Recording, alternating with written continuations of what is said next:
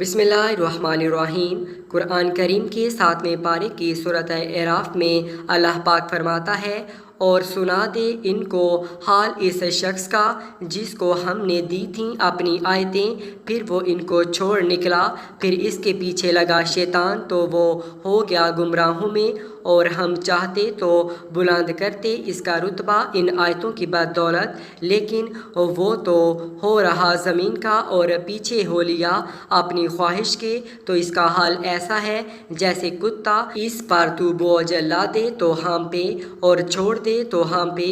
یہ مثال ہے ان لوگوں کی جنہوں نے جھٹلایا ہماری آیتوں کو، سو بیان کر یہ احوال تاکہ وہ دھیان کریں۔ اس آیت میں اللہ پاک نے نبی آخر الزماں محمد صلی اللہ علیہ وآلہ وسلم کو حکم دیا کہ آپ یہود کو اس شخص کا قصہ سنائیں جسے ہم نے اپنی نشانیاں دیں، لیکن پھر بھی وہ شیطان کے پیچھے لگ کر گمراہ ہو گیا۔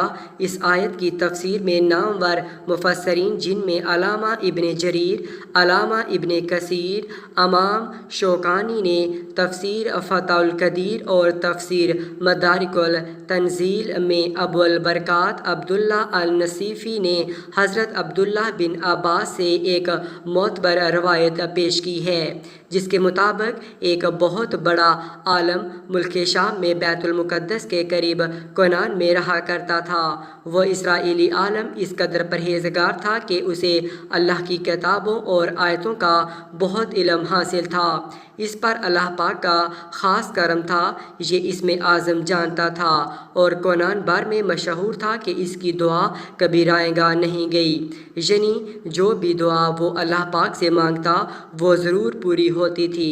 اللہ پاک کے اسی فضل و کرم اور علم کی بدولت اس کا ایک خاص مقام تھا۔ اس کا نام بلعم بن باعورہ تھا اور قوم عمالقہ سے اس کا تعلق تھا، جسے قرآن میں جبارین کہا گیا ہے۔ فرعون کے غرق ہونے کے بعد اللہ پاک نے حضرت موسیٰ علیہ السلام کو حکم دیا کہ اپنی قوم کو لے کر قوم عمالقہ سے جہاد کریں۔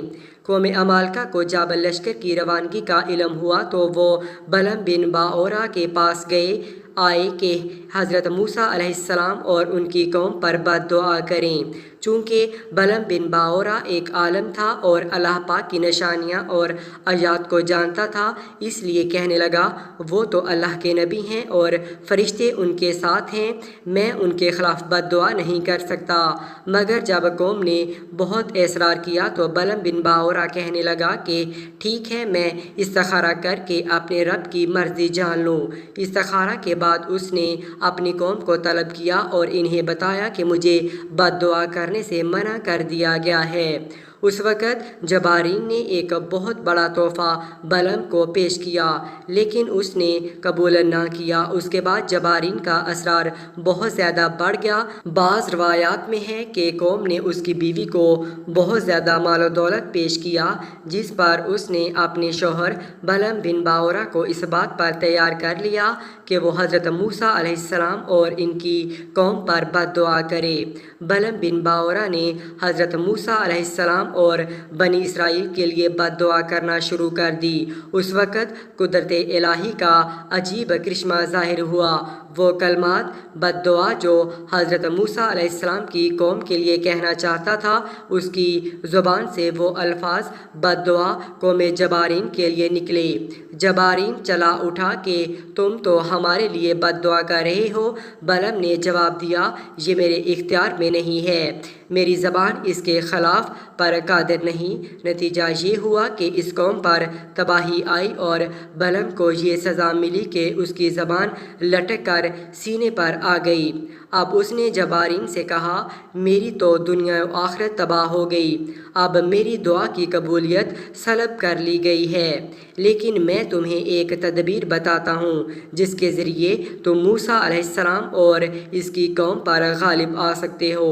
وہ یہ کہ تم اپنی حسین لڑکیوں کو آراستہ کر کے بنی اسرائیل کے لشکر میں بھیج دو اور ان کو تاکید کرو کہ بنی اسرائیل میں کوئی بھی ان کے ساتھ جو کچھ بھی کرنا چاہے منع نہ کریں۔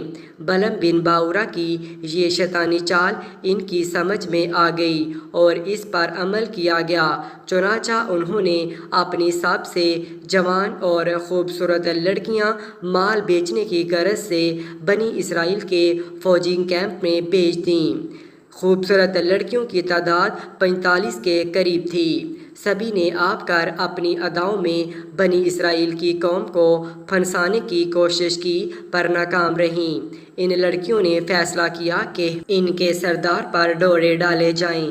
چنانچہ ان 45 میں جو سب سے خوبصورت اور کم سن تھی، اس کو شمعون بن یعقوب کے پاس اس کے خیمے میں بھیجا گیا۔ شمعون بن یعقوب جو حضرت موسیٰ علیہ السلام کے لشکر کا سپہ سالار بھی تھا، اسے وہ لڑکی بہت پسند آئی۔ وہ اسے لے کر حضرت موسیٰ علیہ السلام کی خدمت میں حاضر ہوا اور کہا، میرا خیال یہ ہے کہ آپ اس عورت کو حرام سمجھیں گے۔ موسیٰ علیہ السلام نے فرمایا، یہ مجھ پر بھی حرام ہے اور تجھ پر بھی۔ اس نے یہ بات سنتے ہی قسم کھا کر کہا، میں آپ کی اطاعت نہیں کروں گا، اور اپنے خیمے میں لے جا کر فعل بد کا مرتکب ہو گیا، جس کا نتیجہ یہ ہوا کہ اللہ تعالیٰ نے بنی اسرائیل میں طاعون بھیج دیا، جس کے نتیجہ میں 70,000 آدمی ہلاک ہو گئے۔ فنحاس بن عزیرہ بن ہارون اس وقت لشکرگاہ سے کہیں باہر گئے ہوئے تھے۔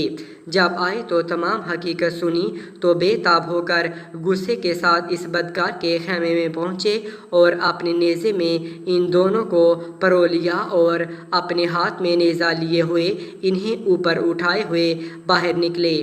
کوہنی کو خاک پر لگائے ہوئے کہنے لگے، یا اللہ ہمیں معاف فرما، ہم پر سے یہ وبا دور فرما۔ دیکھ لے ہم تیرے نافرمانوں کے ساتھ یہ کرتے ہیں۔ ان کی دعا قبول ہوئی اور اللہ پاک نے طاعون کی وبا ختم کر دی، لیکن یہ وبا بہت ہی قیمتی انسانی جانوں اور مویشیوں کو ختم کر چکی تھی۔ روایت میں ہے کہ بلعم بن باورا اور اس کی بیوی کی شکل کتوں میں بدل گئی اور وہ ساری عمر لوگوں پر بھونکتے رہے، اور ایک دن انہی کی قوم نے انہیں دونوں کو پتھر مار مار کر ہلاک کر دیا۔ اللہ اکبر! دینی علم جیسی زبردست دولت کو کیسے دنیا پر لوٹا دیا گیا، لیکن بلعم بن باورا کے پاس نہ دین رہا اور نہ ہی دنیا بچی۔ علم و ہدایت کو چھوڑ کر خواہشات نفس کے پیچھے بھاگنے والوں کا انجام انتہائی عبرتناک ہی ہوتا ہے۔ یہ واقعہ آج کے تمام لوگوں کے لیے بہت زیادہ عبرتناک ہے کہ کس طرح اللہ پاک کی نشانیاں ہم سب پر آیا ہیں، لیکن پھر بھی ہم نماز، روزہ، حج اور زکوٰۃ سے بہت دور ہیں۔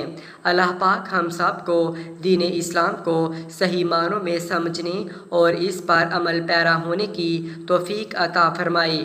کمنٹ سیکشن میں اللہ تعالیٰ کے 99 ناموں میں سے کوئی ایک نام ضرور ٹائپ کریں۔